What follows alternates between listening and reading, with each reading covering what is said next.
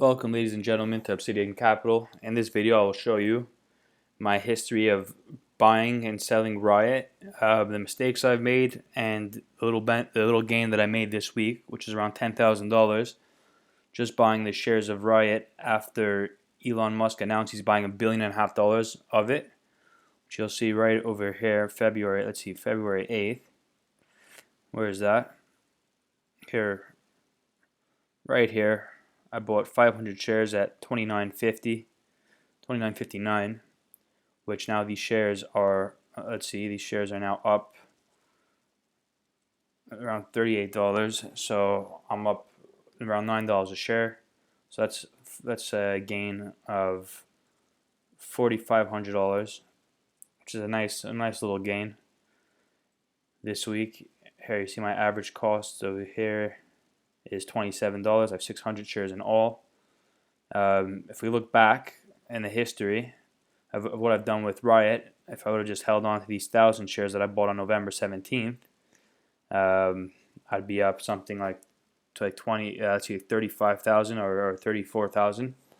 But there's no reason as Carver spilled milk. It's over. If we look back, if we look, even though Riot has doubled, if we check out the Bitcoin calculator, which I've updated the value since my first video, where I said that at $16.99 that Bitcoin was actually a value investment, we will see that the numbers with the adjusted numbers are the same. We're assuming these numbers about Riot, that they have this power consumption of 120 million watts, as well as a cost per kilowatt in Albany, New York, of 5 cents.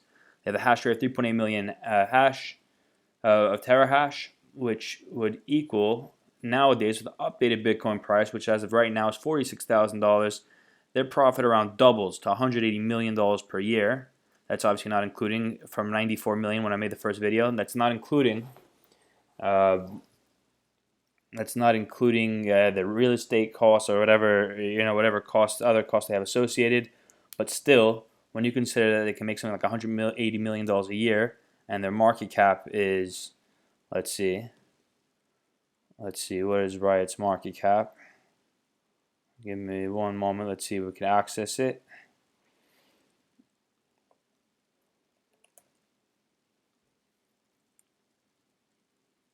Here, Riot's market cap is $2.66 billion, which if they're making something like $180 million a year, that gives them a PE ratio of something like 15 or 15 to 18, which is still very low in this market. Something like Tesla, again, has something like an 1800 PE, which is absurd.